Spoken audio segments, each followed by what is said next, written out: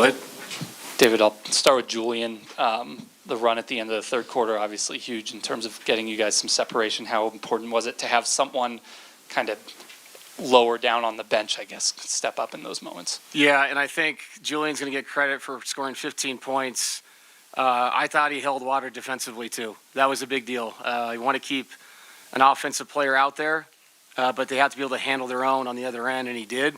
We didn't have to change schematically, defensively, because he sat down, moved his feet, and guarded. And then obviously him being able to stay out there because of that, 15 points in 19 minutes. Yeah, I mean, it's funny thinking about Game 5 and Game 4. You know, Game 4, their role players make threes. Game 5, Dort makes threes.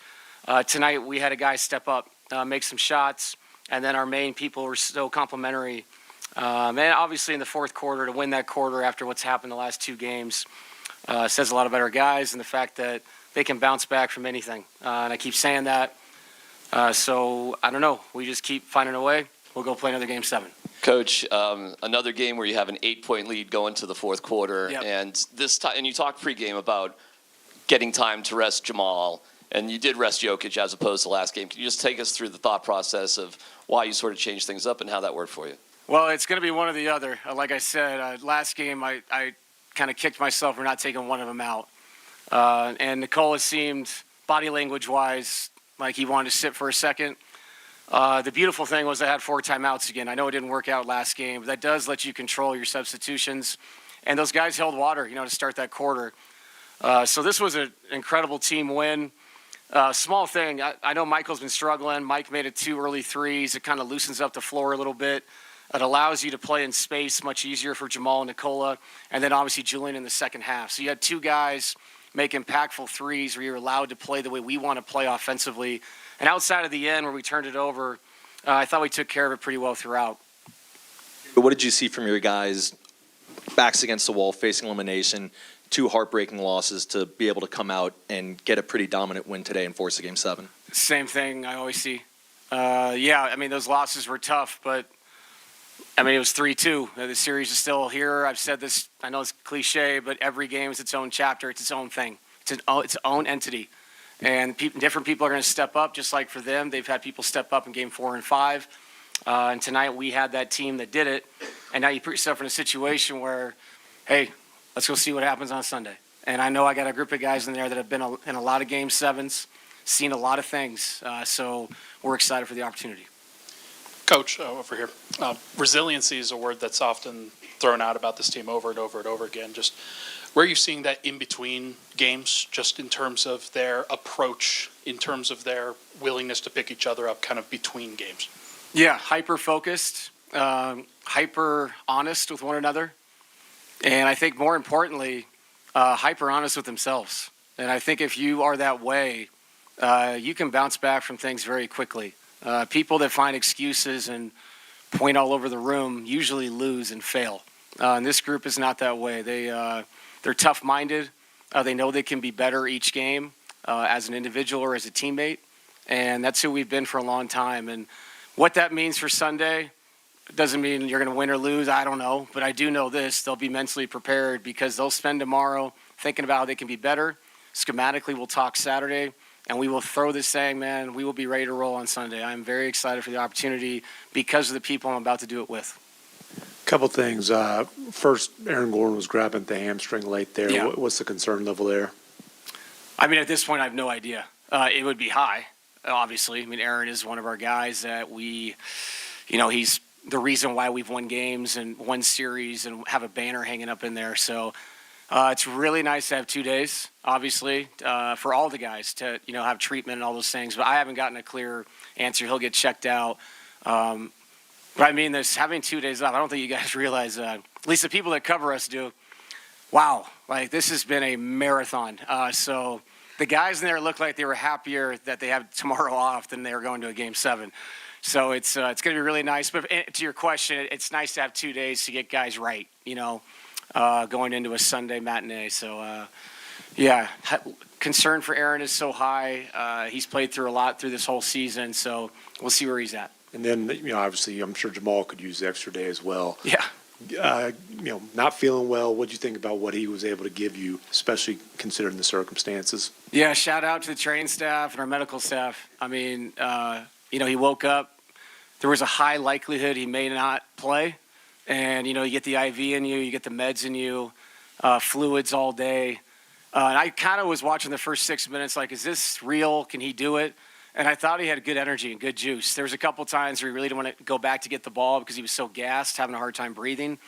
But that's Jamal Murray. It's almost like the worse it is, the better off it's going to be. And what a tough-minded man. Now I can say that. I mean, this guy's a dad and shows up, finds a way to play, and gives us 25, 8, and 7 in a elimination game.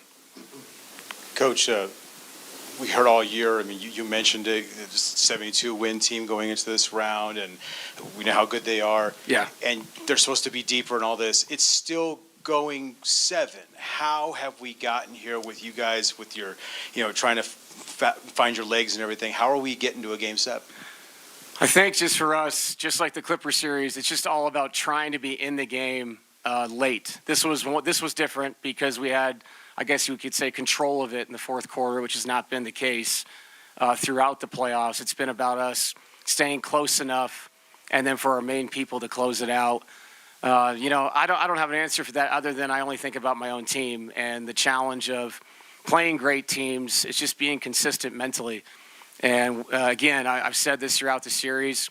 What they did this year is incredible. They've earned the home court on Sunday.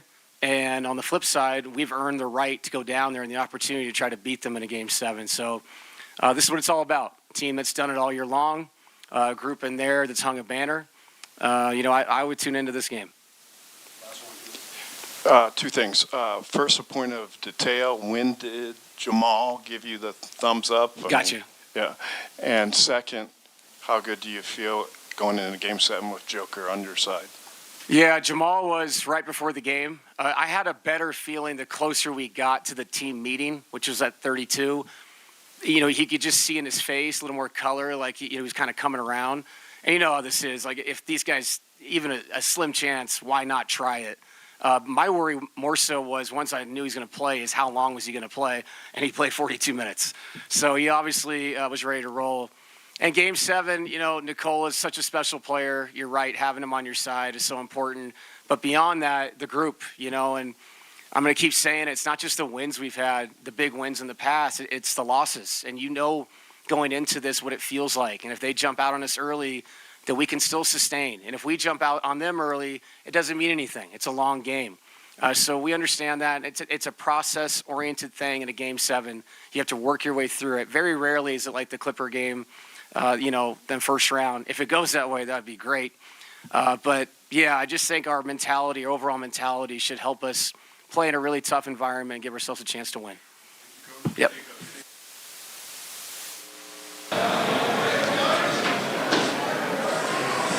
Questions for Coach? Mark, what was your view of the 48 minutes? It just seemed like maybe compared to some of the other games in the series, your team didn't quite have its fastball the way that it had.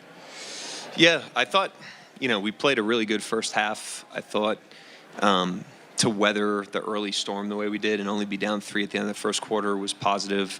We obviously took control of the game in the second, which was positive, and then they just outplayed us in the second half. They were sharper, executed better, made more plays. So, credit them. They went and got the game. Mark, how relevant did you feel the close to the first half was at all to what happened in the second half? Say that again? Relevant did you feel the close to the first half was to what it all transpired in the second half? We didn't close the first half great, but, when halftime ends, you get 24 minutes to go play your best regardless of what just happened. So, we had that opportunity, so did they. They outplayed us in the second half.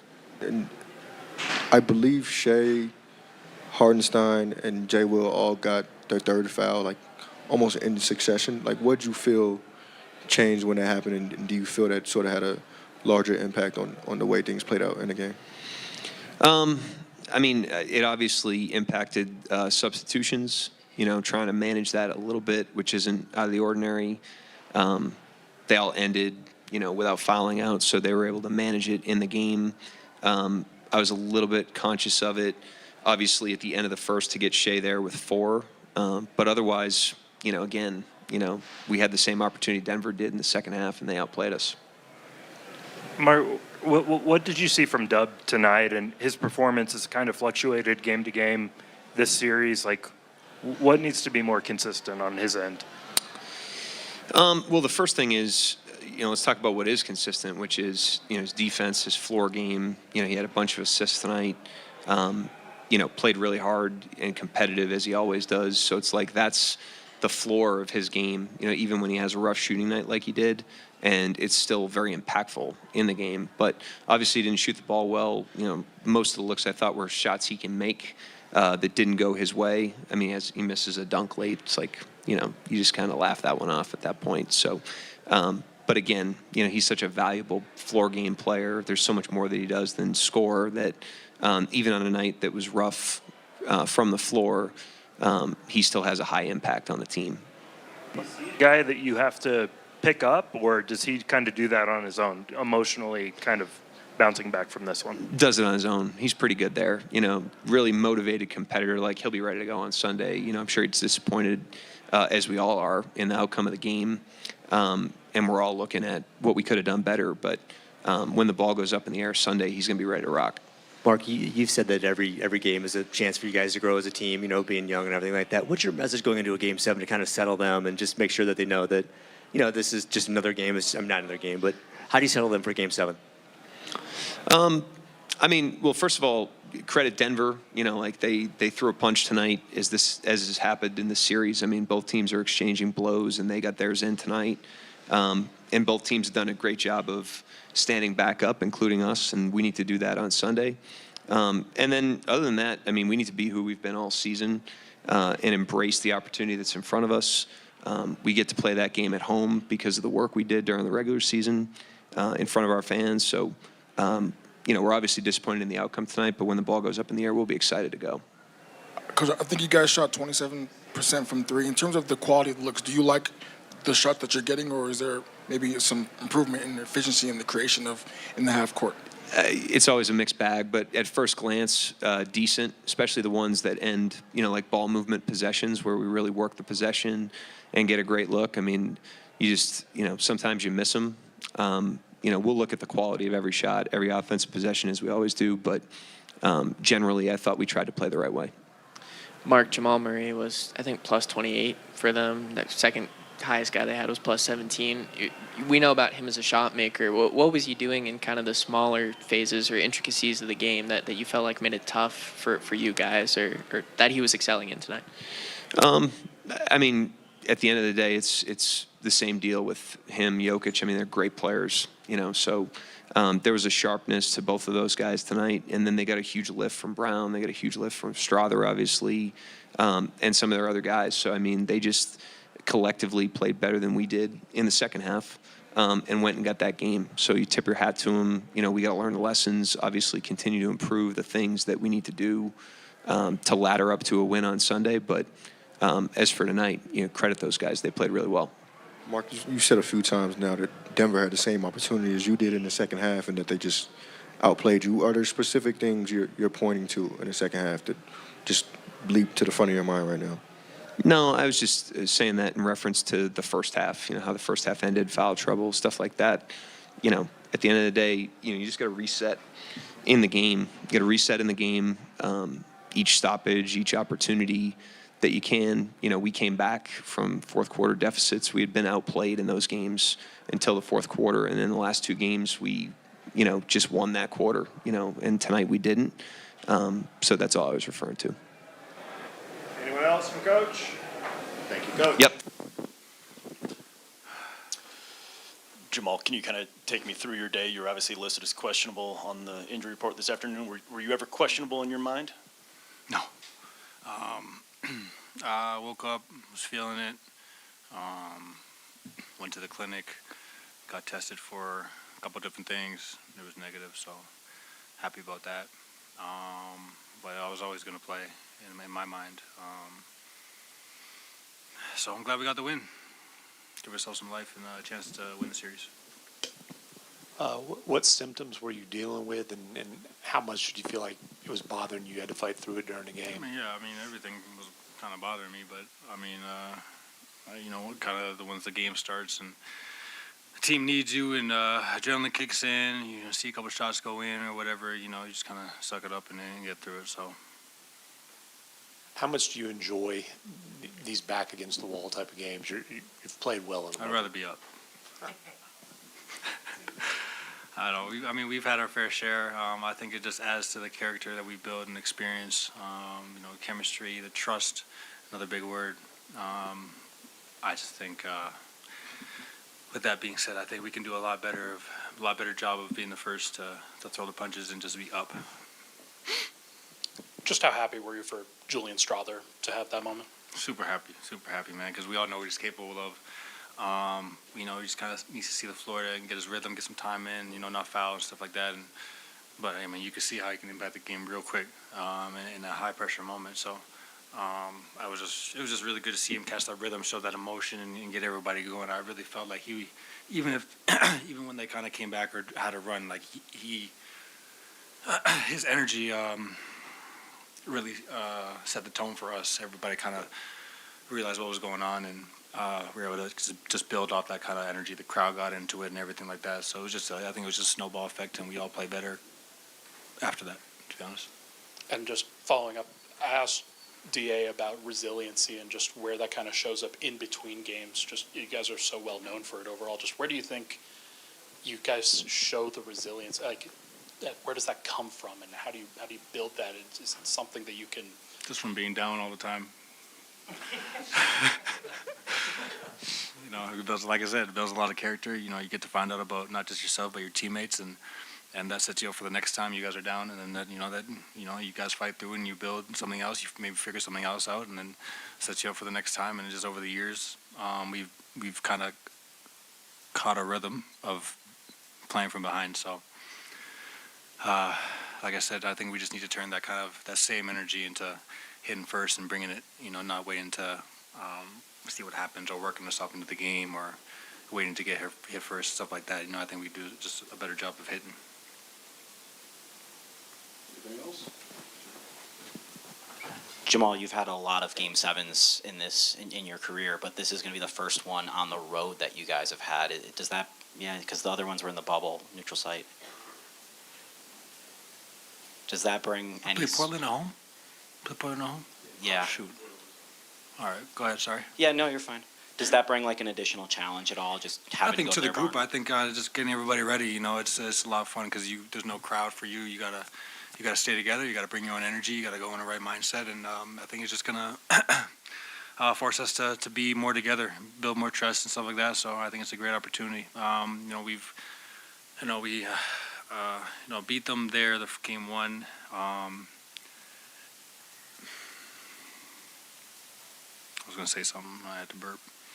I just think it's going to be a good challenge. It'll be fun. The crowd will be rocking. Energy will be high. It'll be a fun matchup and, a fun environment as well. Coach said he thought that the group in the room might have been almost as excited about 2 days off as getting this win. It just looks that way. I asked you after Game 5 how confident you were about Game 6. With 2 days off and with Joker on your side, how confident are you going into Game 7? No, 100%. Just like I said, that mindset of wanting to go back to OKC, which is crazy, and finish the game out there. So, we used the 2 days off as motivation to go out there and play hard today. So it was good. All right, cool. Thank you, Jamal. Besides makes and misses, what did you feel like were maybe controllable things on your end tonight? I think we put him on the free throw line too much. That's a controllable for sure. I think we didn't do the best job controlling some of the stretches of the game.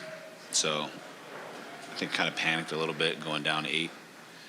I actually don't know if panic's the right word. I think we just didn't have the right process in regards to how to get stops, and I think we kind of paid the price for that. And then the game kind of got away. Dub, obviously, every game for you in the series has not been the same, but of the games that maybe sort of feel similar to this? Like, what are some of the things? Is there a common denominator of things that you feel you could do differently and that you maybe want to turn for Game 7? Make shots. I think I got to spots I wanted to get to and they didn't go in. It's just how basketball works. But nah, not really. I think I had a good process of what I was doing. I just hurt us tonight not making shots.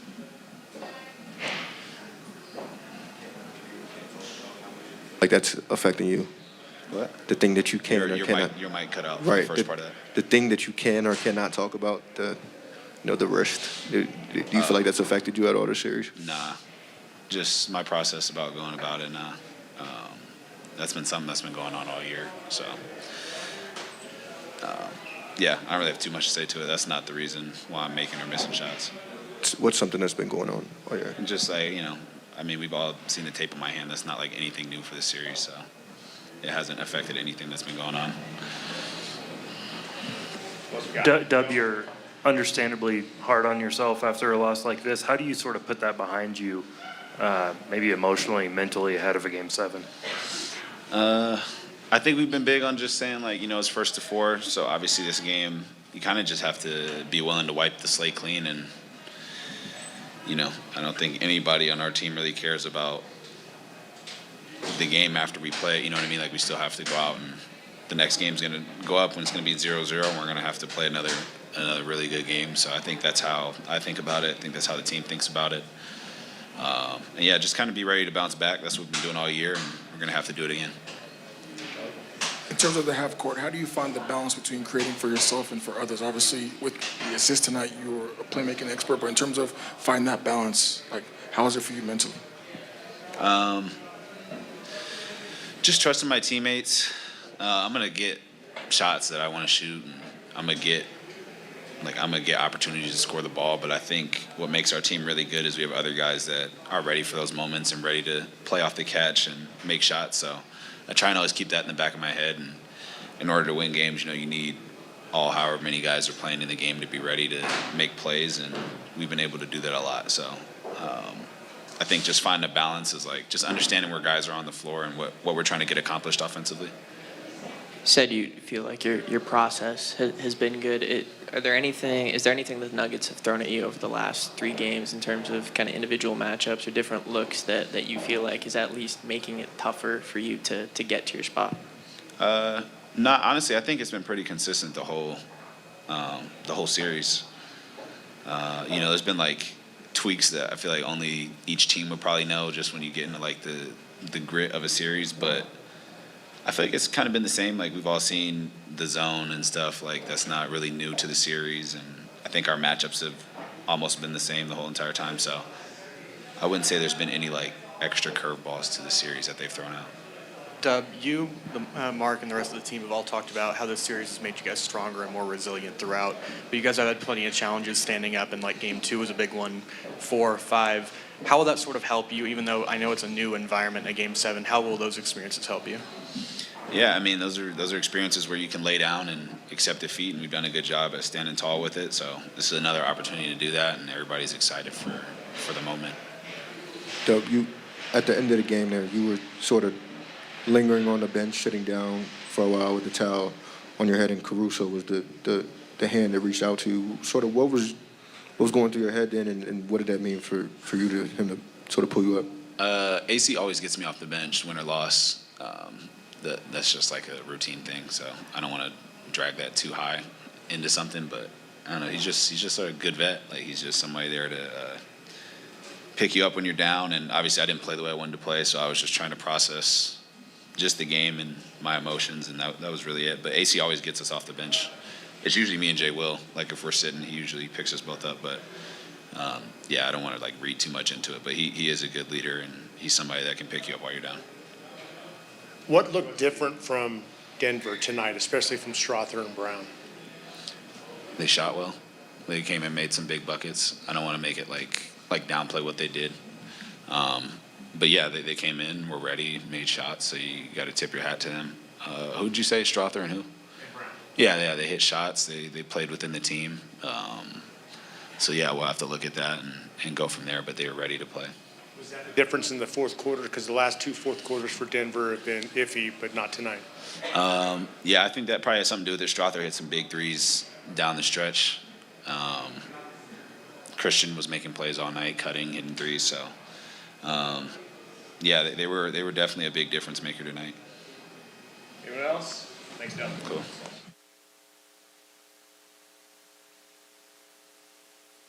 Questions for Shai? Go ahead. You got it. Tim again in front here. Shai, you obviously know Jamal well. What did you think when you saw he was questionable with an illness this afternoon, and what do you think about the way he performed tonight? Yeah, I knew he was going to play. Obviously, a do-or-die situation for them. And they came out with that sense of urgency and jumped on us right away. If we want to get a W the next game, we can't let that happen. Hey, what was the view from your standpoint of just the flow of the 48 minutes? You guys had a good punch, but it seemed like they were able to put together some runs in critical situations. Yeah, they were just better to start the game and then better the whole second half. We always say, like, to win a game on the road especially, like, you have to start good. You have to win that first quarter. We didn't do so.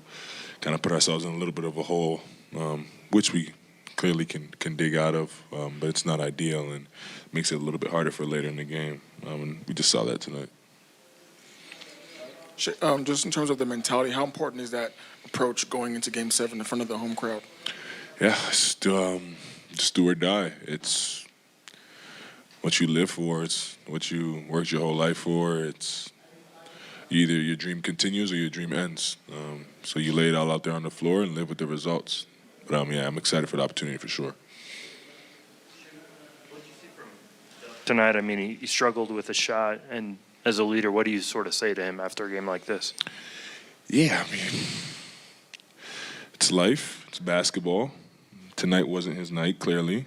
And the best part about it all is he has an opportunity to, I guess, change all that. Like, he has a big game next game. Nobody remembers, nobody cares, and he doesn't either. So, yeah, just get ready for the next opportunity. Like I always tell the guys, there's always something ahead of you, and learn from your experiences, which he has done a great job of all year, so I don't worry about that. Have talked all year about offensive force throughout the season. How would you grade your offensive force in this game?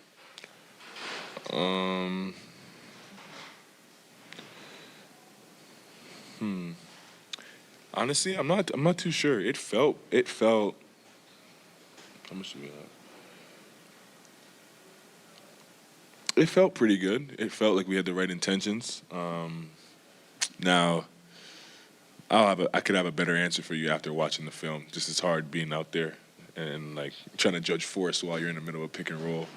But yeah, I feel like we had the right intention.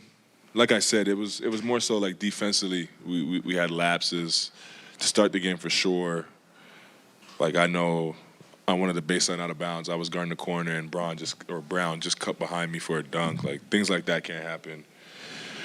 And yeah, that tone was kind of set early. So just making sure that we control what we can control to start the game. Next game will be big for us. The pressure from Denver is obviously going to put the ball in Dub's hands a lot, but in terms of trying to create easier shots for him, are there things that you guys can do as a team to make it easier on him offensively? Dub? Yeah, absolutely. I'm not going to share them, not right now. I'll save those. But there's definitely things that we can do to get better and help him out there for sure. Shai, Marcus talked about, the process of you guys becoming a great team, obviously, pushing a team like the Nuggets to the brink. You guys are both doing that to each other. Is there anything that you feel like you've learned about yourself as a player getting pushed to a Game 7 like this and how to respond?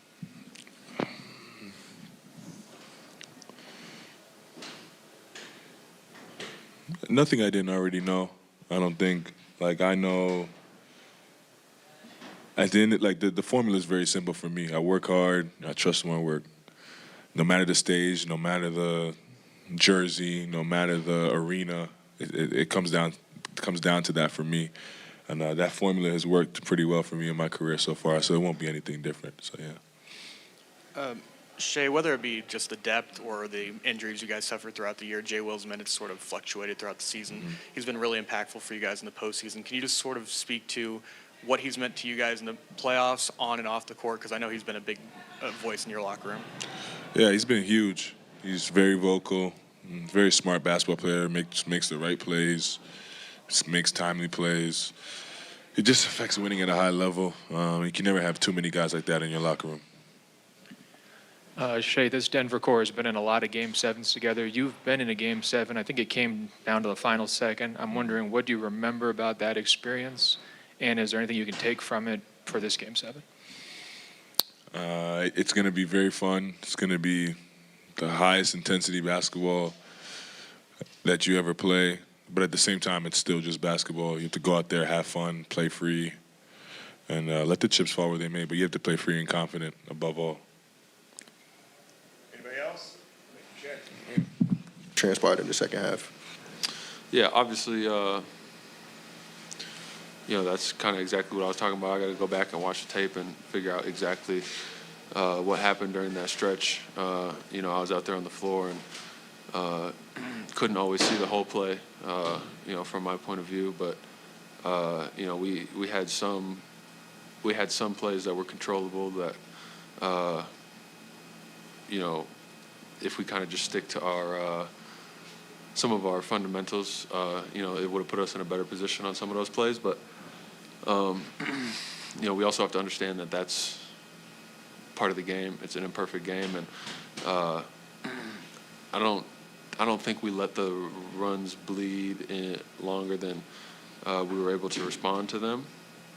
But we just have to understand it's a game of runs. No matter how good you are, the other team's going to make runs, and we just have to be ready to respond.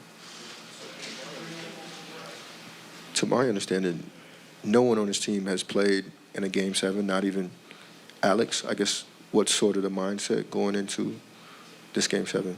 Yeah, we got a couple guys who have back in the bubble, but the mindset is exactly what it is. It's win or go home. There is no, trying to keep anything in the tank. It doesn't matter what's in the tank if your season's over. So we know what's at stake. Denver knows what's at stake, and it's exactly what it is. Game 7. Anyone else? Go, Michael, you can have the last one. Throughout the series, obviously Jokic was a major challenge. You guys have had some extra additions with just Jay Will's minutes increasing. Can you just talk about his impact in this series and just overall in the playoffs? Yeah, that's who Jay Will is. He's going to be ready. As a professional and as a person, he's ready. He wants to be out there. He wants to contribute as much as he can to this team. It doesn't matter what position he's put in, what he's asked to do, on the court, off the court. He's ready. He brings it every night, and it's huge for us. And we're going to continue to need that from him going forward. And he's one of those guys that not only myself but everybody loves playing next to. Thanks, Chet.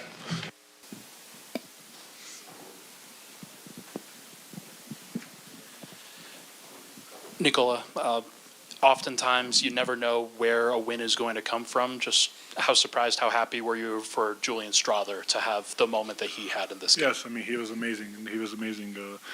He had big points, big moments in the game, a big rebound or one or two. It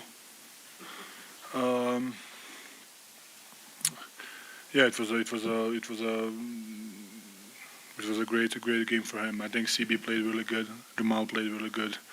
And our defense was really good, I think, most of the game. So I think that's why we won a game. Nikola, how would you describe the way this series has evolved, and what are you expecting it to be like in Game 7?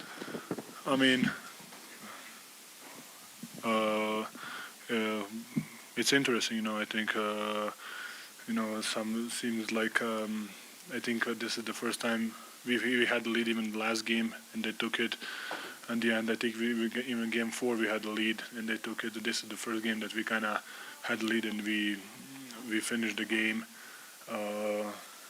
It's interesting, It's hopefully it's gonna be a close one. What did you think about the tone that Jamal set, especially considering that he wasn't feeling well going into this? I think that doesn't really change anything. His approach is going to be the same. So he opened the game really good for us, and he set the tone. But I think it was his illness affected him at all. So when you play the game, I think you don't think about what you have or whatever is the problem you have. Nikola, in the second quarter, you guys had the lead and kind of slipped. Aaron and Peyton came out and they drew a bunch of fouls, and that got them in the bonus and got a bunch of fouls on those guys. How do you feel like the aggressiveness in drawing those fouls tonight helped you guys get control of the game? Definitely helping. I think this is the first time we didn't have offensive fouls in this series, so that's helpful. They were good. I think they're attacking the downhill, not just to score. I think because we know they're coming, they're protecting paint. We can get open looks and shoot them. Getting downhill is something that will help us a lot during this series. Nikola, what goes into whether you would rather start the fourth quarter and just keep playing the entire second half, or no, it'd be better if you rested just a little bit? To be honest, I don't know. Sometimes it just feels maybe I should just play, and sometimes I don't know. It doesn't really have a pattern, I think.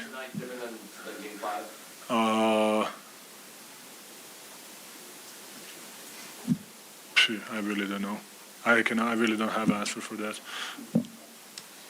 Nikola, Isaiah Hartenstein was saying in Thunder's locker room after that he felt like you guys were setting a little bit more off-ball screens over the past couple games, and that you found a little bit more of a rhythm with that. Do you feel like that has helped open things up for you a little bit scoring-wise the past couple games?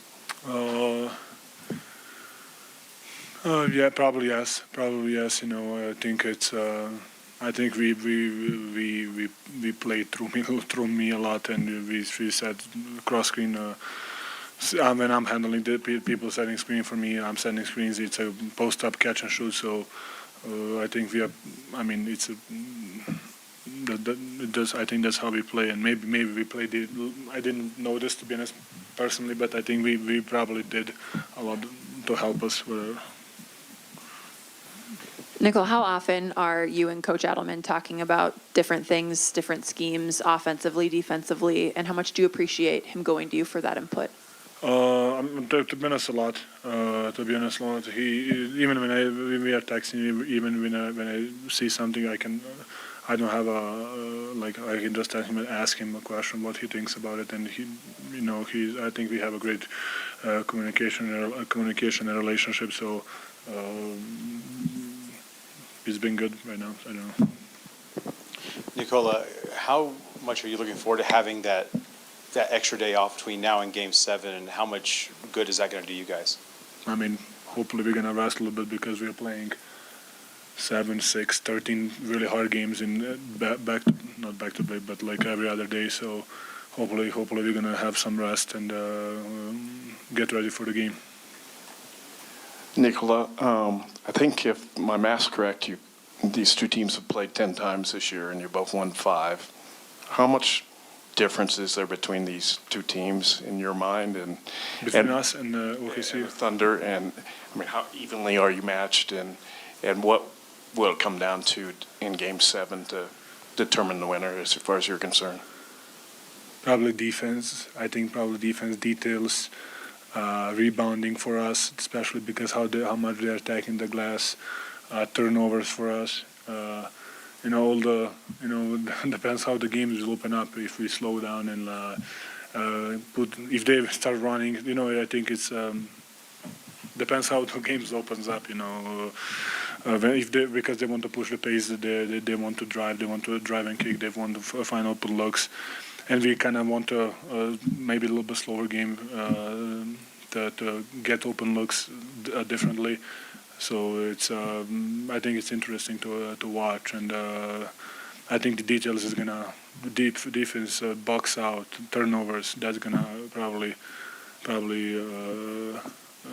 decide the winner. What does it take just for you guys to kind of be as comfortable as you are playing from behind in a game or a series? Is that something that is just all of the years of experience kind of added up, or why are you guys kind of as comfortable as you are in certain situations? I mean, last 3 games we were up, but I think we're just being in situations like that, knowing that we can get back in the game no matter how much was. If you're losing by 30, it's hard, but if it's like 10, 15, I think we know that we can come back. We just need to be focused and disciplined. Just being in those situations, being together in those probably experience, I will say that. Pleasure, like always.